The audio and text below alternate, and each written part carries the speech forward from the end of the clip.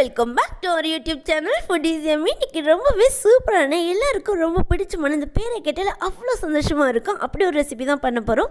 என்னன்னு தானே யோசிக்கிறீங்க? ரோஸ் மில்க் எசன்ஸ், அது ஹோம் மேட் பண்ண போகிறோம். அதுக்கு நான் எங்கள் வீட்டில் இந்த மாதிரி பன்னீர் ரோஸ் செடி இருக்குது. அதில் மினிமம் ஒரு நாளைக்கு 10 to 15 ஃப்ளவர்ஸ் வந்து கண்டிப்பாக வந்து பூக்கும். அந்த சைடு போனாலே அவ்வளோ வாசனையாக இருக்கும்.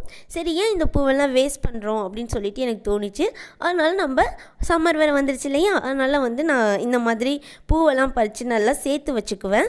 நான் எந்த அளவுக்கு நம்ம வந்து பூ சேர்த்துக்கிறோமோ அந்தளவுக்கு நமக்கு எசன்ஸ் கிடைக்கும் அப்படிங்கிறதுக்காக நான் இது வந்து பறித்து ஃப்ரிட்ஜில் கூட வச்சுப்பேன். இல்லைனா அன்றைக்கே ஃப்ரெஷ்ஷாக கூட நிறைய பூ இருந்துச்சுன்னா அன்னைக்கு வந்து ஃப்ரெஷ்ஷாக அன்றைக்கே செஞ்சு அந்த எசன்ஸை நம்ம வச்சுக்கலாம். இதை தொடும் போதே அவ்வளோ சாஃப்டாக இருக்கும். இது வாசனையும் அவ்வளோ சூப்பராக இருக்கும்.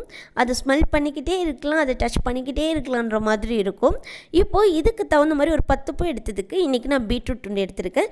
என்னடா ரோஸ் மில்க் எசன்ஸ்க்கு பீட்ரூட் துண்டு எடுத்துருக்காங்களே நீங்கள் யோசிக்கலாம். நம்ம ஏன்னா ரோஸ் மில்க் கொஞ்சம் பிங்க் கலரில் வரணும் அப்படிங்கிறதுக்காக எந்த ஒரு எக்ஸ்ட்ரா கெமிக்கல் எசன்ஸ் ஆட் பண்ணாமல், கலர் பவுடர் யூஸ் பண்ணாமல் நான் அதுக்கு மேலே பீட்ரூட் துண்டு வந்து எடுத்திருக்கேன். 10 பூக்கு ஒரு 4லேருந்து 5 துண்டு வந்து எடுத்திருக்கோம். அதுக்கப்புறம் ஒரு கப் சர்க்கரை எடுத்திருக்கோம். இந்த சர்க்கரை வந்து சர்க்கரை பாவு பண்ணுறதுக்கு எடுத்திருக்கோம். 10 பூக்கு ஒரு கப் சர்க்கரை போதும். இப்போ சர்க்கரை வந்து ஒரு பேனில் வந்து தண்ணி நனைகிற அளவுக்கு ஊற்றினா போதும், ஃபுல்லாலாம் ஊற்ற வேணாம். அதுக்கப்புறம் இந்த மாதிரி நல்லா வந்து மிக்ஸ் பண்ணி விடுங்க, சர்க்கரை கரையணும். அது ஒரு பக்கம் நல்லா கொதிச்சுட்டு இருக்கும். இப்போது சம்மரில் நமக்கு நிறைய கூல்ட்ரிங்க்ஸ் குடிக்கணும் போல் இருக்கும். நம்ம நிறைய வெளியில் வாங்கி கூல்ட்ரிங்க்ஸ் வந்து பண்ணுவோம், அப்புறம் எசன்ஸ்லாம் வாங்குவோம். ஸோ அந்த மாதிரி இல்லாமல் இந்த மாதிரி வீட்டிலே பண்ணி செய்கிறது எவ்வளோ ஹெல்தி இல்லையா? இப்போது இந்த ரோஸ் மில்க் பண்ணுறதுக்கு ரோஸ் பெட்டல்ஸ் வந்து நம்ம வந்து நல்லா வாஷ் பண்ணி எடுத்து வச்சுருக்கோம். நான் அந்த ரோஸ் பெட்டல்ஸ் வந்து வாஷ் பண்ண தண்ணி கூட நான் வேஸ்ட் பண்ண மாட்டேன். அப்படியே ஃபேஸில் வந்து நான் வாஷ் பண்ணிக்குவேன் அந்த வாட்டரை. அதுக்கப்புறம் 2லேருந்து 5-6 துண்டு வந்து பீட்ரூட் ஆட் பண்ணிக்கணும். ரொம்பவும் பீட்ரூட் ஆட் பண்ணக்கூடாது, அதோட ஃப்ளேவர் ஹெவி ஆகிடும். ரொம்ப கேர்ஃபுல்லாக பீட்ரூட் ஆட் பண்ணுவோம். ஒரு 3 துண்டு நான் சொல்லுவேன், 3லேருந்து 5 துண்டு யூஸ் பண்ணாலே போதும். அதுமாதிரி மிக்சியில் அடிக்கும் போதும் ஃப்ரண்ட்டில் ஒரு வாட்டி ரன் பண்ணணும், அப்புறம் பேக்கில் ஒரு வாட்டி மிக்ஸி வந்து ஒட்டினா போதும். ரொம்பவும் அடிச்சிடக்கூடாது, அப்புறம் ரொம்ப கசக்கிற மாதிரி ஆகிடும்.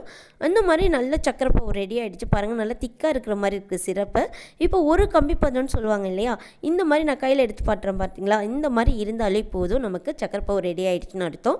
இப்போ இந்த சக்கரை பாவில் நம்ம மிக்சியில் ஆட் பண்ணி வச்சுருக்கோம் இல்லையா, அரைச்சி வச்சுருக்கோம் இல்லையா, அதை இதில் ஆட் பண்ண போகிறோம். இந்த ரோஜா இதழ்களும் பீட்ரூட்டும் ஆட் பண்ணும்போது அந்த சக்கரையில் போடும்போது அவ்வளோ வாசனையாக இருக்கும். அது வந்து எப்படி வார்த்தைகளால் சொல்லவே முடியாது, அந்தளவுக்கு சூப்பராக இருக்கும். இப்போ இதை நல்லா மிக்ஸ் பண்ணி விடுங்க. ரொம்பவும் வந்து மீடியமாக வந்து வைக்கக்கூடாது, ரொம்ப ஹையாகவும் வைக்கக்கூடாது. சிம்லேயே வச்சு இந்த மாதிரி பபிள்ஸ்லாம் அடங்கினதுக்கப்புறம் ஆஃப் பண்ணிடணும். இப்போ ரோஜா இதெல்லாம் தனியாக வந்துச்சு, அந்த சிரப்லாம் ஓரளவுக்கு தனியாக தெரியுது பார்த்தீங்களா, அந்த மாதிரி இருக்கிறப்ப ஆஃப் பண்ணிவிட்டு நல்லா ஃபில்டரில் இந்த மாதிரி திக்காக வரும். நல்லா திக்காக வந்ததுக்கப்புறம் பார்த்திங்கன்னா அடடா, அந்த கலரை பார்க்கும் போதே அவ்வளோ சூப்பராக இருக்கும். எனக்கு இந்த கலர் ரொம்ப பிடிக்கும், ரொம்ப ஃபேவரட் கூட. அந்த மாதிரி தான் அந்த ரெசன்ஸை வந்து நல்லா ரெடி பண்ணி வச்சுட்டு ஒரு டைட் கண்டெய்னரில் யூஸ் பண்ணிக்கலாம். 1 வீக் வரைக்கும் தாராளமாக யூஸ் பண்ணிக்கலாம். இதை நல்லா ஃப்ரிட்ஜில் வச்சுட்டு இதுக்கு தேவையான பாலையும் நம்ம ஃப்ரிட்ஜில் வச்சிடணும். முன்னாடியே ரோஸ் மில்க் பண்ண போகிறோம் அப்படின்னு சொல்லினா அதுக்கப்புறம் ஐஸ் க்யூப்பும் வச்சுக்கணும். இப்போ ரோஸ் மில்க்கு சூப்பராக ரெடி ஆகிடுச்சு, அதுவும் ஹோம் மேடு. இது நல்லா இருக்குமா நல்லா இருக்காதுன்னு யோசிக்கிறத நீங்கள் செஞ்சு பார்த்துட்டு அதை குடிச்சு பாருங்கள். அப்புறம் வெளியில் ரோஸ் மில்க் வாங்கவே மாட்டீங்க. இப்போது நம்ம வந்து ஒரு கிளாஸில் உங்களுக்கு நான் ரோஸ் மில்க்கும் போட்டு காமிச்சிடுறேன். இப்போ ஒரு கிளாஸில் நான் ஒரு 2லேருந்து 3 டேபிள் ஸ்பூன், உங்களுக்கு சுகர் எவ்வளோ தேவைப்படுதோ அந்தளவுக்கு வந்து நீங்கள் சுகரை எடுத்துக்க வேண்டியதுதான். அதுக்கப்புறம் வந்து நம்ம எடுத்து வச்சுருக்கோம் இல்லையா எசன்ஸ், அதை வந்து சர்க்கரை போட்டதுக்கப்புறம் அந்த எசன்ஸ் வந்து ஆட் பண்ணிக்கலாம். அதுக்கு நான் பால் வந்து இப்போ ஒரு 200 பால் எடுத்திருக்கேன். இப்போ 200 பாலுக்கு வந்து நான் 2லேருந்து ஒரு 3 டேபிள் ஸ்பூன் நான் வந்து இந்த எசன்ஸை எடுத்துக்கிறேன். இப்போ இந்த சர்க்கரையில் வந்து இந்த எசன்ஸை ஆட் பண்ணிக்கலாம். ஒரு 2லேருந்து 3 டேபிள் ஸ்பூன் போதும் அந்த ஒரு கிளாஸ் டம்ளர் இருக்குது. உங்களுக்கு ஐஸ் க்யூப் இருந்துச்சுன்னா அந்த ஐஸ் க்யூப்பையும் இந்த எசன்ஸ் ஆட் பண்ணதுக்கப்புறம் ஐஸ் க்யூப் போட்டுக்கலாம். இப்போது நான் இந்த வந்து மில்கை ஆட் பண்ண போகிறோம் பாருங்கள். அதோ சூப்பராக இருந்துச்சுல்ல, செம்மையாக இருந்துச்சு. சீரியஸ்லி ட்ரஸ்ட் மீ, இது பண்ணி பார்த்துட்டு எப்படி இருந்துச்சுன்னு சொல்லுங்கள். நல்லா வந்து ஒரு ஹெல்தியான ஹோம் மேட் எசன்ஸ் வந்து இன்றைக்கி நம்ம பார்த்துருக்கோம்.